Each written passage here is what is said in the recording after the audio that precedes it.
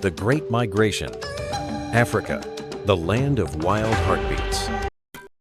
In the vast and wild embrace of East Africa, where the earth meets the sky in a horizon of gold, where the sun burns hot over endless plains and the wind carries ancient voices, lies a world unlike any other.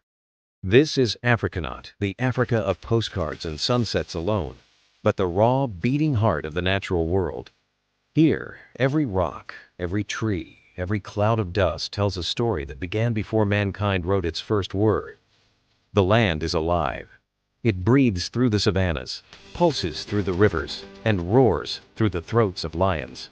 It is a land that remembers, that resists, that endures. In this place, the wilderness is not a relic, it is the reigning king. And it is here, in the boundless union between Tanzania's Serengeti and Kenya's Maasai Mara, that one of the most awe-inspiring phenomena on Earth unfolds. This is the stage of the Great Migration.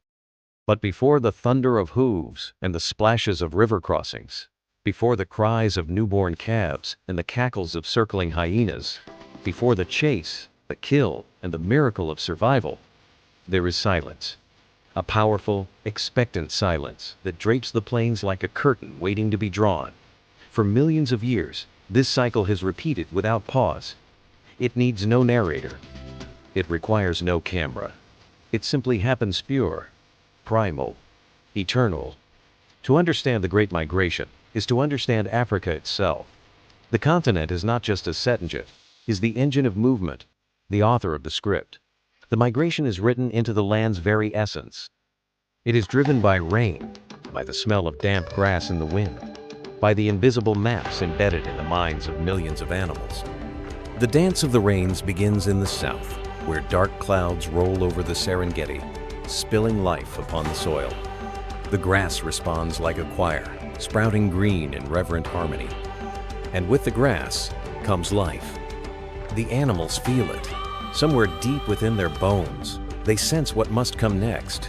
The Great Migration does not begin with a trumpet or signal, it begins with a restless heartbeat.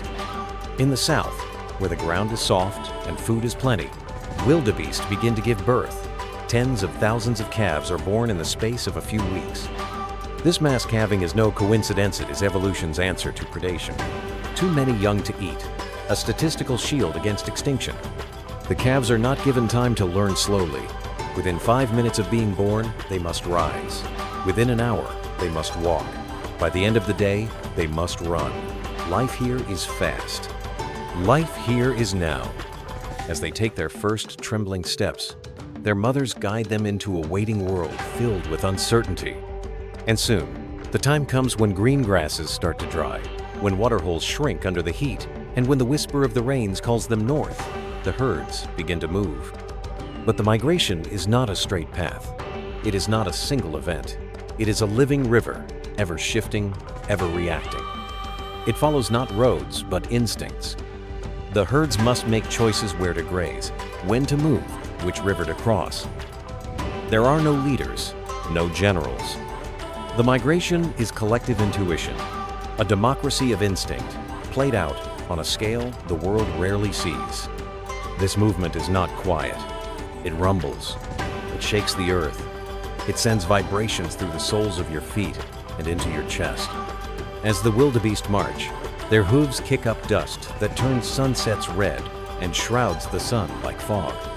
They grunt, they snort, they call to one another in low, resonant voices that seem to come from the very rocks beneath them. And as the migration begins, others join. Zebras, alert and cautious, move beside the wildebeest, their black and white patterns shimmering like water in the heat. Gazelles bound in and out of the herd's edges, flicking their tails, ever watchful. Together they form a wave of life stretching as far as the eye can see, a living continent in motion. From the air, the herds resemble veins of movement, winding through the land, branching, converging, and splitting again. From the ground, they are overwhelming. A single herd can stretch for kilometers, its numbers too vast to count. It is not a sight, it is a presence. And yet, for all its power, the migration remains delicate. It balances on the knife edge of ecology. One missed rain, one blocked route, one disease outbreak, Any of these can unravel the ancient dance. But still, it goes on.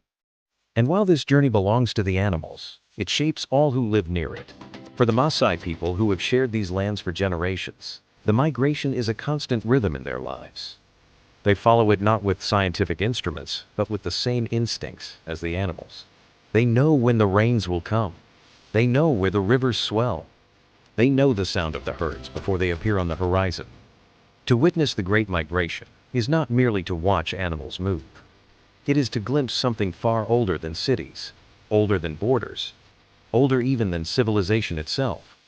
It is to stand at the crossroads of life and time, to feel the gravity of survival, to see the poetry of existence without a single word spoken. This is Africa, at its truest.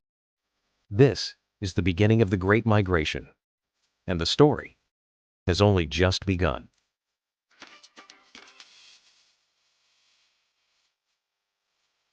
The herds are on the move. What began as a quiet stirring in the south has now become a roaring tide of life. The migration is in full motion, stretching for miles across the Golden Plains. At its heart is the wildebeest, a creature whose very existence is synonymous with movement. With curved horns, muscular shoulders, and an awkward gait that conceals extraordinary stamina, the wildebeest is evolution's champion of endurance. There are over 1.5 million wildebeest in this journey, each one a link in an ancient chain of survival. They may not possess the grace of antelopes or the majesty of elephants, but their strength lies in unity. Together, they form one of the largest aggregations of mammals on Earth. Their migrations shape the landscape itself, churning the soil, scattering seeds, fertilizing grasslands with their dung. And with them come others. Zebras alert, intelligent, and fiercely protective of their young, march alongside the wildebeest. They have different grazing patterns. Zebras prefer the taller shoots of grass, leaving the shorter, more tender blades for the wildebeest. This makes them perfect partners. They take turns watching for predators. When one rests, the other remains vigilant. Their stripes, dazzling under the African sun, serve as camouflage, as confusion, and perhaps as code among themselves. Thompson's gazelles, smaller and more delicate, bound along the edges of the herd. Their twitching tails and alert stances make them excellent early warning systems. While they often fall prey to the predators, their agility allows many to escape. Their mere presence increases the survival odds of everyone around them. But the migration is more than just a movement of grazers. It is also a feast time of surplus for Africa's most formidable carnivores. Lions are the undisputed rulers of this land. With paws as wide as a man's face and jaws strong enough to snap bone, they thrive during the migration. Maasai Mara's lions are among the most powerful on the continent. Their manes thick, their bodies robust, hardened by generations of survival. They live in prides, complex social units, where females do most of the hunting, working together with strategy and silent coordination. They wait at river crossings, hide near termite mounds, or prowl through the tall grass. For them, the migration is a buffet. Cheetahs are the sprinters of the savannah. Built for speed, they can reach 100 kilometers per hour in a matter of seconds. Their bodies are lean, tails long and flexible, helping to steer as they chase gazelles across open flats. But their success depends on timing. They need the element of surprise. Once spotted, their prey often escapes. Cheetahs don't fight over kills. They don't scavenge. Their life is a daily race, and every meal must be earned. Hyenas, long misunderstood, are neither cowardly nor crude. They are among Africa's most intelligent carnivores, with problem-solving abilities rivaling some primates. They live in matriarchal clans where females are dominant. Hyenas are excellent hunters in their own right, and during the migration, they take down more prey than they scavenge. Their calls those haunting, high-pitched whoop-ser signals to others, messages of location, food, or conflict. And not all threats have teeth. The rivers are killers too. The Grumeti and Mara rivers are the great crucibles of the migration. Crossing them is the ultimate test. Nile crocodiles, some more than 5 meters long and 70 years old, lurk beneath the surface. These prehistoric monsters feed only a few times a year, but when they do, their attacks are lightning fast. One moment of hesitation, one misstep on a slippery rock, and it's over. When the herds reach the riverbanks, tension crackles in the air. The animals know the danger. They hesitate. They mill around. Sometimes they wait for hours, even days. But when one leaps, the rest follow. The crossing is chaos. Wildebeest leap from cliffs, fall into water, climb over one another in desperation. Calves bleat for their mothers. Zebras scream. Crocodiles strike. Dust turns to mud. The strong surge forward. The weak are trampled or swept downstream. But this sacrifice is necessary. It is the price of renewal.